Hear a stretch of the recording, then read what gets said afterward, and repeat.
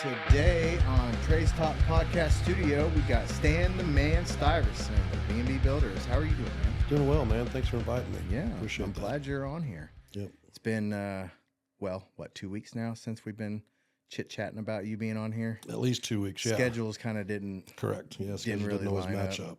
Yeah, especially in our industries, it definitely works that way. Yep. So I want to get familiar with you. Okay. We've had a one-to-one, and actually what I found was funny is whenever I joined the group, I was like, this is the first time I got to meet Stan, but we've worked together 3 years, 4 years? 3 or 4 years, I think it's been 4 years. And primarily a lot of it was just via phone call. Correct. You know, like, hey, go roof this. I finished this. Here's the address. And then to finally like run into you and meet you, it was, I don't know. That was weird. It'd just be like, I've been working with this dude Put the for face a minute. with the voice and everything, yeah. In your world, do you come across customers where it's been primarily digital, or are you meeting with them most of the time? Face to face? I would say 95% of everybody we talk to, we go to face-to-face.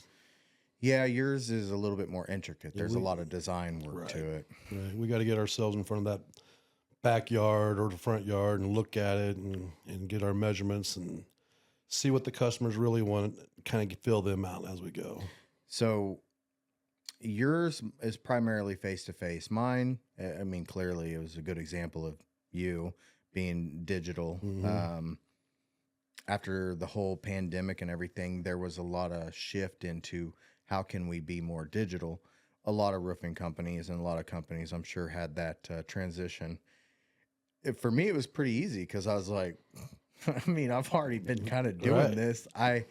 There's a good 30, maybe 40% of my client base that I don't even know what they look like. I know what they sound like. I talk to them, via the phone or text or email, but I've never met them in person. So to go to the restaurant one day and you hear a voice, you're like, oh, yeah, I recognize that voice. That's familiar. Now, in today's market, has there been challenges as of lately for you since, let's say, the pandemic? Because you deal a lot in wood as far as what you build and what you design and everything. Has there been any changes outside of just the prices that's been? I feel, and I'm probably not the only company, I'm sure every company is the same way. The whole system has changed. Pricing went up fairly fast. It was hard to keep up with that. You bid jobs, and most of the time when you bid a job, you're not able to get to the job right away. You're at least 6 weeks or so out before you can get to that project, and then you get to the project, and the prices from one point where you bid it to the time you actually got to the job changed. At one time, it changed 20%. And 20%'s a lot. Now you're getting like price changes from the suppliers and everything. And do you do it? Is it monthly with you, or are they doing quarterly now? We're doing quarterly, but we've started doing monthly. Okay, as of this year. So after the pandemic for us, 2019 till like mid 2020, there was maybe one price change. From that point to the end of 23, I think we had over 40 price changes. I feel like every week now, I'm getting one of my vendors sending me a letter. Hey, because of this or that, we're raising prices 4, 6, 7%. And, concrete's a perfect example of that. Our prices in concrete have gone up substantially over the past 5 years. Probably. Is that because more people are wanting concrete work, or is it? Yeah, the demand is super high, and supply obviously is kind of low. But every time there's a natural disaster anywhere, it takes an effect everywhere because we're all using the same kind of cement. That's kind of how OSB is with, like especially around hurricane time, because I'm sure the nation is like, oh, we'll supply you with OSB, and like, no, dude, we need that for the roofs. Right. Like, stop. The price went from 15 to 75. Yeah, overnight. Like that. Oh, And I don't know how builders got themselves through that period. that was rough. So rough. And, you know, I Well, think you've some of us are maintained, still catching up, but we're yeah, getting there. yeah. It's still there's changes that we've just had to figure out and maintain, but that also speaks volumes for the type of business that you are as well. A lot of them, they didn't keep their head above water. Right. So, and the ones that did and came out shining on the other side, you know, Well, congratulations. I feel super blessed. You know, we've got a really nice, you know, foundation built. And you're building a team. Yeah, and building the team and everything. The not only was it just materials though, labor really went up Yeah. substantially. I remember 10 years ago, 5 years ago, my highest paid guy was $22 an hour, right? Now, $25 an hour is the start. Jeez. Yeah. If you want a really good, skilled person. Yeah. There's a lot of guys out there there's not the key word, skilled. Correct. There's a lot of people that I've even dealt with over the past couple of years that are like, I want $20 an hour. And I'm like, show me what skills do you have in order to do that? And they don't have them. Correct. They want that, but they don't have anything to offer in value of that.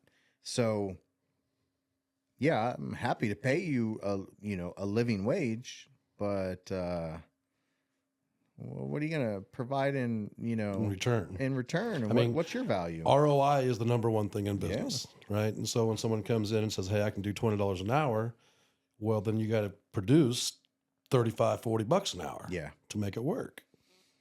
It's got to be profitable on both sides for both people. I don't mind paying people. If you're skilled and you're able to go out and do something great that no one else can do, you deserve to get paid what you're worth. It's the ones that come to you and say, well, I'm worth $25 an hour. And then you get them in the field and your other guys are looking at him like, where'd you find this guy at? It reminds me of like those TikToks. They're like, no, $20 an hour. No, you're paying him too much. Yeah. Hey, boss. Yeah. I know what you're talking about. Yeah. So 25 years in business. Yep. As of July 30th this year, we'll make 25 years. That's awesome. Crazy. And you're making transitions into more team and building the team. Yeah. aspect. So, I've put in the school of hard knocks, over 20 years of it, trying to learn how to build a business. And the whole time I'm doing it, I'm never thinking about building the team. I'm just thinking about doing the work, right? Me, finding some guys, let's get it done, let's go do it. But yes, in the last, year and a half, I've really met some great people. B&I has really been a wonderful thing for me because it's introduced me to people that's taken me different directions, showed me different ways. Opens up your mindset. And shows sure you has, man. what's So possible. they've helped me get onto a new direction of learning how to run my business differently. Instead of being in the thing and being part of the business every single day out in the field, I'm learning now how to do it a different direction, a different way. And honestly, it's sweet. It really is. I can't believe in just the short amount of time that we've made some changes, how much stress has been relieved off my shoulders. Watching other people that's been put in the right position get joy and energy out of what they're doing. So watching my workers now come to work and they're excited and happy, it's been really great. So you've told me before that you've heard about B&I, but you didn't think too much into it. What was your defining moment this year as far as joining? Who brought you in? So stubbornly, I've always thought networking was weird. Going out and bumping elbows with I got things to do. I got to get to work. I got to get out there and get this stuff done. I got to make some money. I got to go sell. I got to do this. I got to do that. And I was leaving out one of the most important things in business, and that was the networking part of it. And I didn't realize how powerful that was. But it changed because my business was changing. My phones were slowing down. I was wondering why I wasn't getting calls. I was like, what's going on? Right. So I talked to a few people about it, and then here's what happened. I'm at the home show, and I've done the home show now since I've been in business 25 years, and This young kid walks up to my booth. I mean, Tyler Simon. I wondered if it was time. Yep, OT money. Yeah.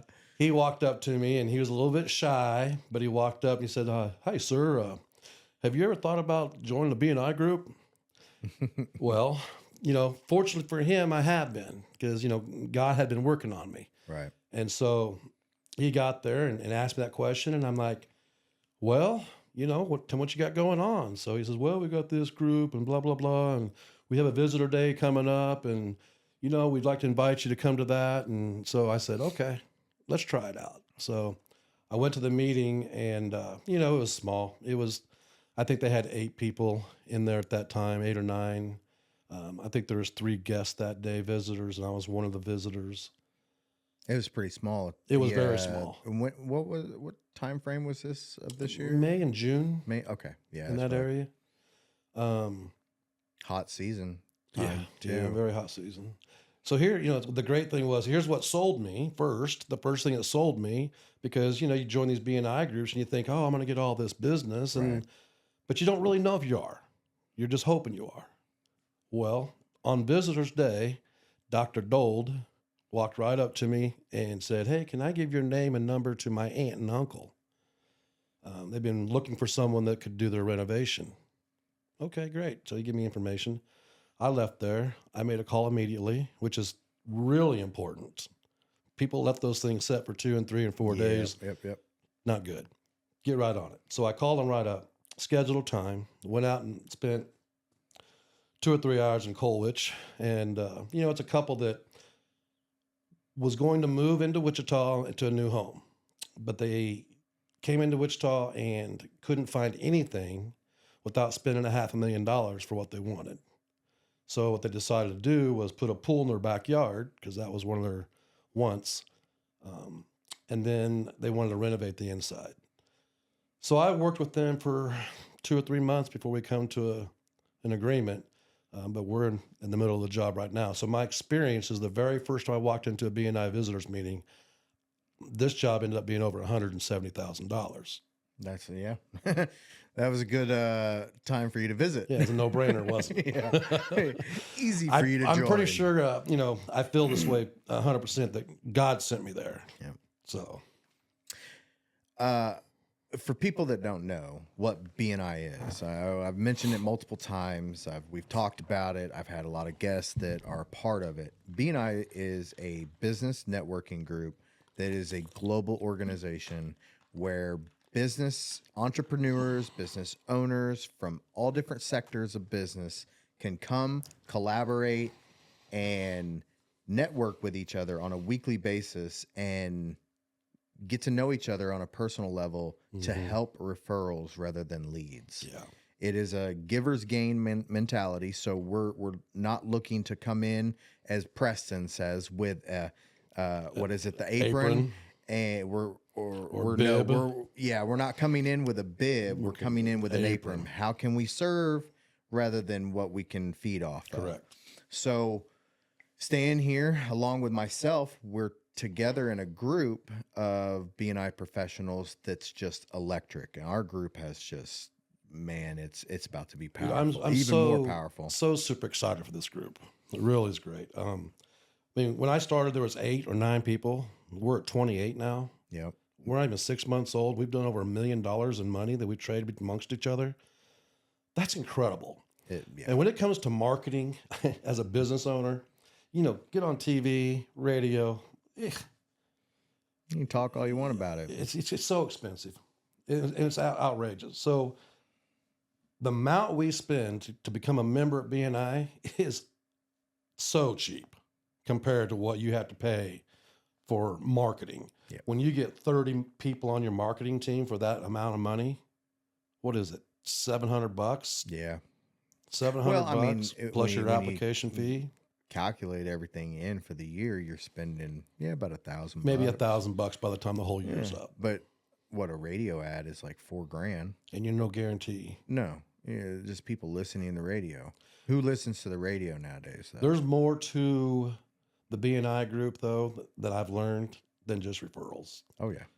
I love being around those people and the like-mindedness that we all have together and the struggles that we all have to go through and we can talk about and Well, make Stan the each other man's the feel education great. I am the coordinator. education coordinator, but I get educated by them just by listening to them and their stories and seeing how everybody reacts amongst each Yeah. other. So it's really a wonderful experience. Well, you're putting a lot of professionals and entrepreneurs, especially young ones in our group, Right. together in an environment where on a weekly basis we have to show up and show out for each other. Yeah. Accountability. And accountability is the key to all of that. But you're building a relationship beyond just what a lot of business owners do is they try to just go knock on business doors and just say, hey, I want your business. Well, what are you going to do for it in exchange? You don't build that relationship with them. And the good ones really do build a relationship. But if they don't have accountability to be there on a weekly basis, how are you going to start building it when you're going to their place of business where they're trying to work and they're trying to do what, they need to do? They don't have time for you or the time you possibly show up. Correct. So this forces that, relationship, but lets it flourish naturally in the way that it should. A fun story is this happened just the other day. Isaiah referred us to a client in Valley Center. So we go to Valley Center and we talk to the client, and I know who you're talking about. Charles Small. Yeah. Okay. So anyway, him and I are just discussing things, talking just regular conversation, and he says, "Yeah, I've been trying to get my wife to get on that treadmill." I'm like, "Whoa, good luck with that." But the first thing that came to my mind was Ashton. Right? I'm like, yeah. Oh, well, your wife, she might, and you know what? She might enjoy this because it's a low impact training. And he does it with all these people that are older and don't want to have to go through the rigmarole tortoise of a hard training. Right. He does a low impact training. He says, "Oh, really?" I said, "Yeah." I said, "I'd be interested, or help you out with the number and name and everything you can hook up with them." So I give him all the information. I sent the information to Ashton.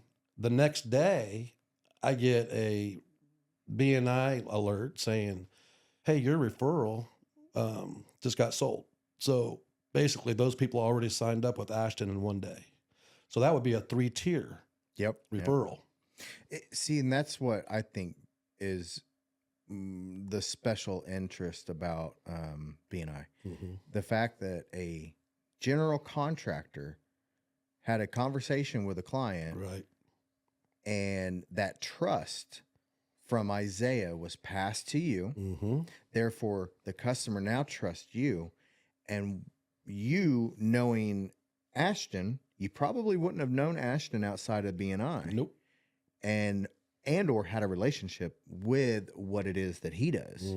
So through that communication, that trust now gets transferred over, and that's how we connect business. Isn't it amazing? Everybody needs a roofer, and I mean, everybody needs a contractor, a GC, but a proper GC. Because in this state, unfortunately, there's a lot of people that are like, yeah, I can do it all. And really they can't. The wannabe GC. The wannabe GC. I mean, Texas is a plethora of them. Sure. I mean, everybody calls themselves a general contractor because nobody has to have a license down there. Right. Here, luckily, you have to have a license. Now, you have to have a roofing license as well, but GCs typically carry a roofing license also. So we are the king of the trades. Truly, I mean, I am the king of the trade. The GC is the coordinator king of the trade. Right. So we feed off of each other, but a lot of people in networking and in business, their mindset is, I need to connect with only those individuals that are within my sphere of what my business is. They don't think to branch out into other industries. 2022, my biggest referral source was healthcare. Biggest single industry referral source was healthcare.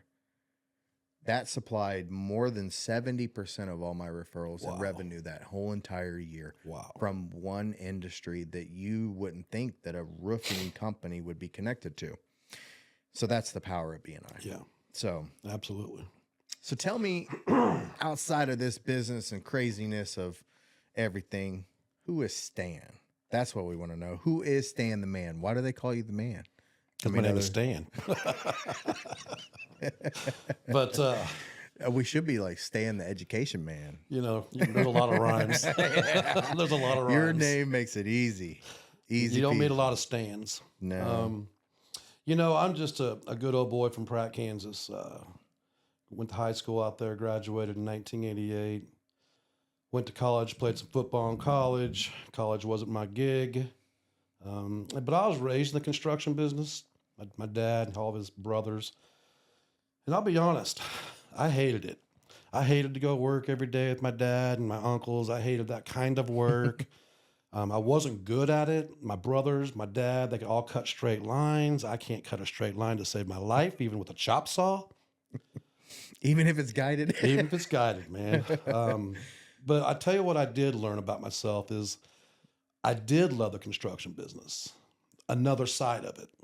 I like the design, the sell, the organizing and all that part of it. The actual going out and laying the lumber down and tacking it together is not my gig. That's why I hire the best guys that can do that. That's not my gig. My job is to make sure that when they get out there, they can build it the way I tell the customer it's going to be built. So, but I moved to Wichita in 1990. That's when I quit school. And I come to Wichita, didn't know anybody except one guy, stayed in a studio with this guy for about 6 months, took a job as a Kirby vacuum cleaner salesman, door to door. Thought it was a carpet cleaning business until I actually got snagged in there, and it's actually Kirby's, right? Yeah. But it taught me so much about what I do today. I sold rainbow vacs. You did? Yeah. I traded a lot of rainbow vacs in. Yeah, I sold those. I did it for 7 years. I was really good at it, and it taught me so much about how to deal with people, how to read body language, how to put the heat on, take the pressure, take it off and put it back on, and just sell. That's what it was really good to do. You learn a lot about yourself really quick if you can sell. You will. If you're in the sales industry, whether you can make it or you're going to break it. Well, I've been a straight commission guy pretty much my entire life. Me no sella, me no maker, right? Yeah. So hustle is what you have to do. So the game is get up early, get out and work until you get it done. And I was fortunate to be raised with very good work ethic. I was a hard worker. Not real smart. It took me 20 years to figure this thing out in my business. But the hard work ethic that I've had has paid off. And the stick-to-itiveness has paid off. It's so easy to quit. It is. It's so, I mean, I've quit. I can't tell you how many times I quit. And up to BNI, until I was into BNI, I almost quit again. I just, you get so tired.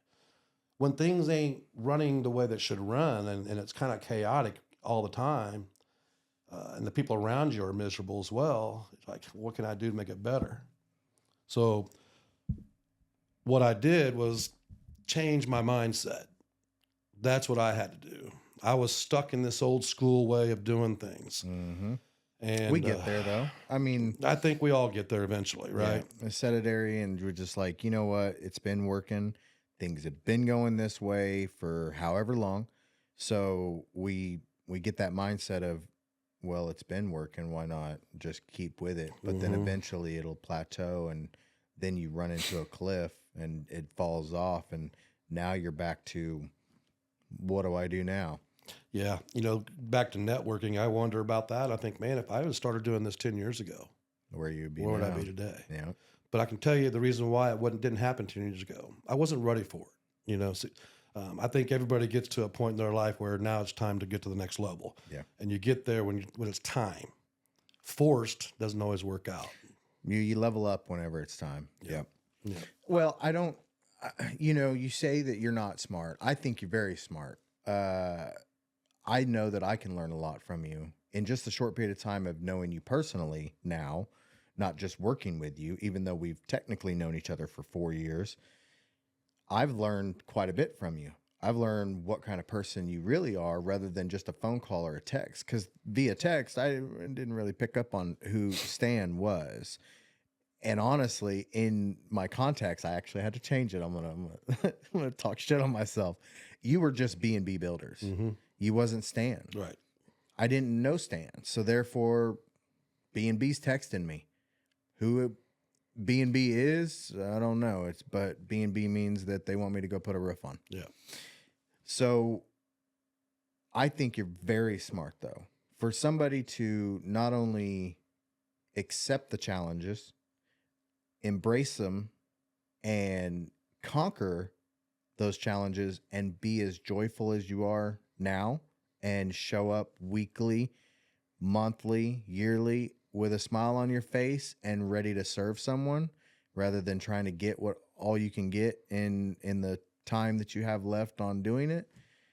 That's extremely smart. Yeah. And not only that, but you got, just like you said, you got to the place that you're at now your way. Mm-hmm. Doesn't matter if we don't.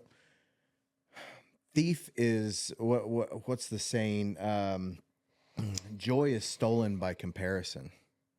So if we keep comparing ourselves to others and what others have, then we're just gonna keep looking down on ourselves constantly. Yeah, So, I appreciate that. That's nice of you. I've had a lot of people back behind me though.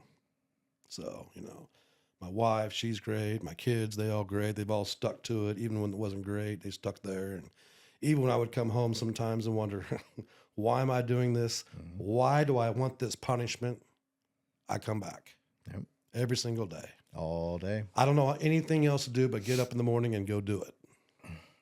And so tell me about B&B then. Why is it B&B? So, when I first got my general contractor's license and I started deciding on a name, I was really against naming it something that people would know as associated to me. I didn't want Stiverson Concrete or Stan's Construction or something dumb like that. Right. So I was thinking about, I had written down on a piece of paper a bunch of different names, and my family was we were all going to Kansas City one day, and I looked in the rearview mirror and I've got twins who are now 32 years old. So take 25 off of that. They were 7 then at that time. They were laying in the back seat asleep. And we're driving, I think, probably to a baseball tournament. And I remember looking in the rearview mirror and I just mumbled the words in my brain, B&B, accidentally, right? Accidentally. And I'm like, B&B, B&B Construction, B&B this, B&B that. And then B&B Builders come out of my mouth, and I said, that's it. That's it right there. And so from that point on, it was B&B Builders. And at that point, I didn't realize what I had done. My favorite colors are red, black, and yellow, or white. Red, black, and white. Okay? And those were the colors I was going to use for my business. I put it all together. A year goes by or so, I start getting reputation, and then people started thinking that I was part of B&B Lumber. Yeah, and that's kind of what I originally thought too, because hearing the name, you think it's part of that. And even Uriel kind of was like, is he a part of B&B Lumber? And Everybody does. It happens so frequently that we get phone calls for them and they get phone calls for us. We've had people walk into our office and say, yeah, we want to see what it costs to have you guys deliver all this material and stuff, and not us. And what was even crazier was for 12 years, we had our company down on K42 and 235, where Lee's Ready Mix is now. And B&B Lumber is on K42 just down the road a little bit. Yeah. So here you had B&B Builders and you had B&B Lumber down the road a little bit. It was constant. So, but you know what? They had a great reputation and still do. It's a family-owned company. I'm friends with them now. We've all met each other and very good friends. But I feel like the B&B Builders and the colors and B&B Lumber being in business for so many years, but prior to that, give us an automatic reputation without even me knowing it. All I had to do was fulfill it. And still today, 25 years down the road, we'll be doing a job and somebody will say, how long have you been at B&B Lumber? They don't know I own the B&B Builders, right? So it's funny. It's still today. That's I the way like it works. B&B. I mean, I've had positive experiences with them for some trim casings and stuff that was custom Yeah. that we had to have made for a client. Actually, we're doing the same thing right now for the client in Colwich. Yeah, I mean the experience that I had with getting it in a timely manner, and that was really the key because they were needing to sell. It was transition into closing, and it was a very short window. Typically, I know in your side of things, it could be 6 weeks before the material even arrives or shows up, or even a whisper We're of still that waiting it's for there. cabinets on another job that's been like 3 months almost. Yeah, so it's like they had it to me in a week, and I was like, oh. Yeah. Custom milled, ready, done. Here you go. Have a nice day. That's a sweet thing about smaller companies like that. It really is. It definitely. But that's how the B&B, out. came about, was that way. Okay. So moving forward, now that you have this new enlightened sense of B&I and business and who Stan is and redevelopment, we're going to take on more team aspect. So now we're going to start delegating it. It's not going to be Stan the working man anymore. Correct. We're going to be Stan the managing man. And Stan the CEO. Stan the CEO. There we go. I like that one. That one works better. Yeah. What's your plans and visions for, let's just say, the next 5 years, that 30-year mark with B&B Builders? So it's funny you bring that up. We just sat down and had our team meeting yesterday or a Monday about the 25 goals. And then we talked about 5 years from now, what it's going to be like in 5 years from now. So there's going to be a lot of changes in the next couple of years. In fact, right now I'm trying to purchase some property right next to our shop so we can put up a new metal building for a new office, give us a bigger showroom, nice conference room, maybe even rent a couple spots out for help to pay the place back. But that's a real big change for us. I think that'll happen in the next couple of years. We have production manager now, which I've never had in business. And when you find out the things that you're not good at because you found somebody that does way better than you, it makes you think. Yeah. And so my production manager has really set us up in the last few weeks. Just really great. We're really excited on that direction. Project managers, I've never had those. I've been the project manager. So now we have project managers, and that helps a lot. I'm not doing all the running around and chasing the stuff. I'm actually doing business stuff. Right. I have incorporated myself back into the sales staff part of it, but that'll change. In March or so, I'll start hiring some more salespeople to help me at that point. But I think in the next 5 years, we will be a $10 million a year company. We will probably have a staff of over 20 people. I don't see myself being a real playmaker then. I feel like at that point, my company's going to run on its own, and I'm going to be able to take a step back and enjoy the fruits of your labor. Enjoy some of my life, and maybe even do some things that I've always wanted to do that I can't do because I'm so busy doing this. Right. So one of the things I think you might be able to do is sit out on your porch at 1:30 in the morning and watch that sports bike fly through. Every day. I thought about that this morning. I was like, I wonder if I should fly by his house. Every night, same time. This guy, that's all I hear. I want to do it so bad and just text you and be like, I keep waiting to hear this. Good morning. Crash. I'll just text you that if I do decide to do it, which I'm not doing it right now. It's cold. It's too cold now. Yeah. I'm like, man, that would pierce through the bone. I heard it last night. Oh, well, Dude's still riding his bike. I mean, if you have leathers and full suit to do it, yeah. Not only that, especially if the bike is warm, you're all right. Yeah. It's not that bad. Yeah. It's not that bad until you hit something hard. Yeah. True. At 150 miles an hour. Well, I mean, at that point, if you hit something, you're probably not going to feel it. You're just going to be a fly. But yeah, you need full riding gear right now because there's been some leather, some good ones. Because jeez, that pierced right through the bone, and yeah, there is not much. I don't think there'd be much fun in driving a motorcycle in weather like this. No. No, but there's some that are out. I mean, I am not one of those. I'm busy as it is. So the times that I'm like, oh yeah, I'll go for a little bit of a ride, I'm like, oh no, never mind. It's 30 degrees.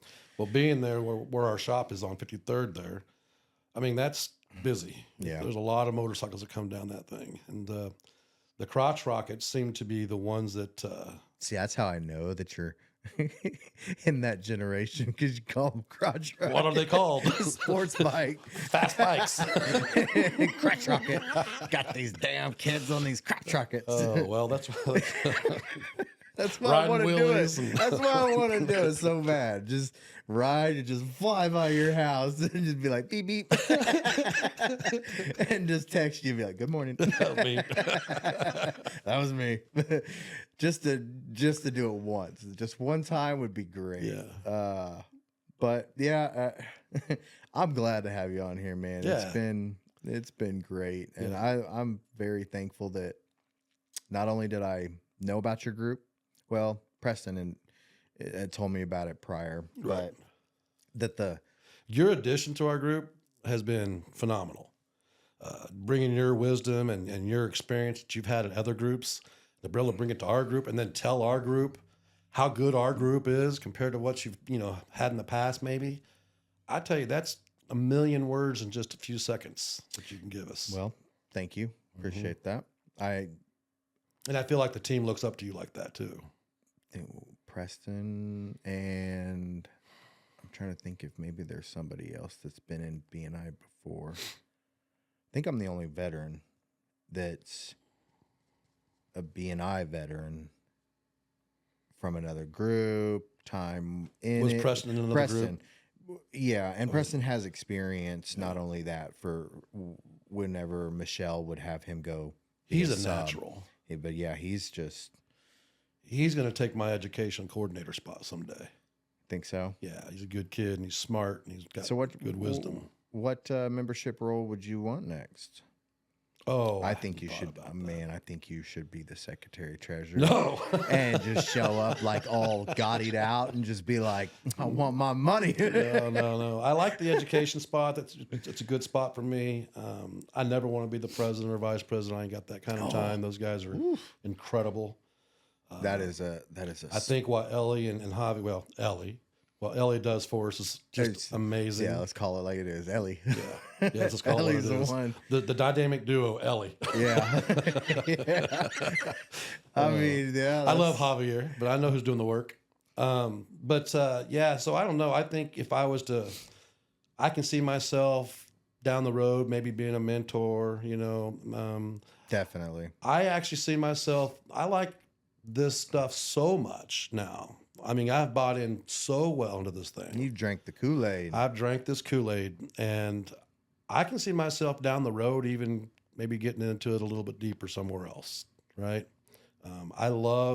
I get joy and energy out of helping other people, especially business owners, because I know how difficult it is. Oh, yeah. And being in a group of people that are younger like this, for me,